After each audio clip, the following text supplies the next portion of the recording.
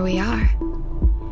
This is Sex Love Psychedelics, and I'm your host, Dr. Kat, bringing you psychosexual conversations that will leave you intellectually turned on and hungry for more. Yeah. Do you have your own process or practices, rituals around pleasure, or what was that relationship like for you to come into?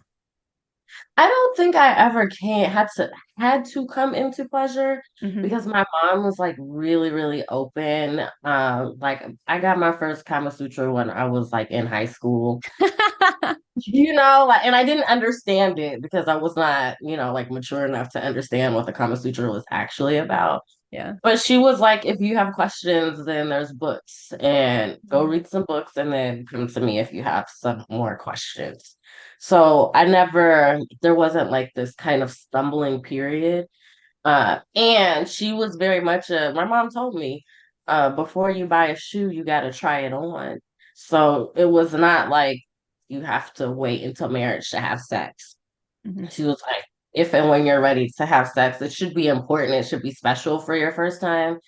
And if and when you're ready to have sex, know that you experiencing and centering your pleasure is important. And she might not Yeah. have said it in those words, but that was what I really got from that is like, yeah, like I had my first the sex talk when I was 8, and we Mm-hmm. walked around the block and she told me about sex and I didn't understand what she was talking about at that time. I had some points of reference, but not a lot. And it was just like, yes, this is important for you to know. And then as the conversations continued, like, your pleasure. Now, she wasn't so radical that she talked about like oral sex or anything like that. She didn't really tell me about masturbation. So I kind of found masturbation on my own. Yeah. But later on, we were able to talk about orgasm and the importance of experiencing sexual pleasure with a partner. Yeah. Yeah. So you had a household that was sex positive and pleasure focused, it sounds like. Yeah. Yeah. Which bless. Right. Right. Saved me a lot many years. Yeah. Yeah. That's incredible. And to, to remember that, it is the influence of our culture, including our family, sets that foundation for how we initially relate with that pleasure, relate with that family, or not family. I think it gets to be a reparative and restorative process too, right? Like Mm-hmm. intergenerationally, like my mother was so open about sex because that was not her experience. And it wasn't that I don't think that my grandmother's like talked negatively about it. They talked negatively about teenage pregnancy, Mm-hmm. but um but she was like, I just want to have a different experience and I want my kids to have a different experience. And so we did. And then me in turn, as a mother to a 9-year-old now, have also had to talk with her. And maybe I told her a little bit too much.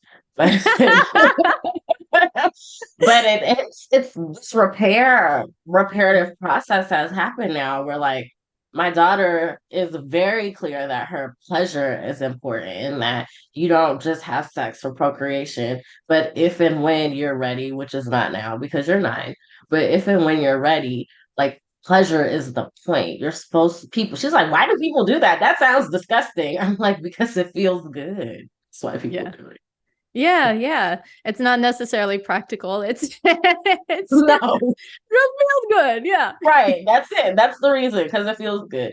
And a lot of people get worried about like talking to kids, or is it, I did it in an age appropriate way, kind of.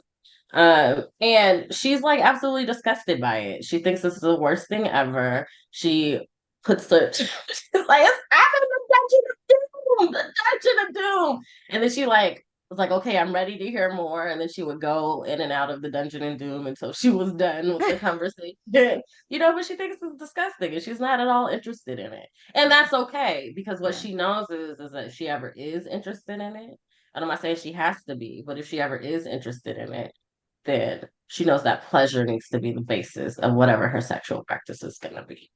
Yeah. And you've opened the door for permission to be able to come to you with questions and and learn about that. How did I you? might have opened it too wide. I told her about sex toys, and then she started finding my sex toys. And now every time she finds a sex toy, she knows what it is and what happened. And I'm like, this is why I might have gone a little bit too far. Well, that was fun. Thanks for tuning in, lovers. And if you want to experience more ecstasy and sexual liberation, head over to sexlovepsychedelics.com and learn about how you can join me for any one of my online or live events. And while you're there, grab my free guide on sex and psychedelics. Remember, this podcast is for entertainment and educational purposes only. Please contact your healthcare provider and local law before pursuing any of the products or psychedelics discussed. And one final note here. I make this show specifically for you. If you're loving the show, then be sure to leave me a review in iTunes or Spotify to let me know. Happy to be here and happy to serve. I'll see you next time on Sex, Love, Psychedelics.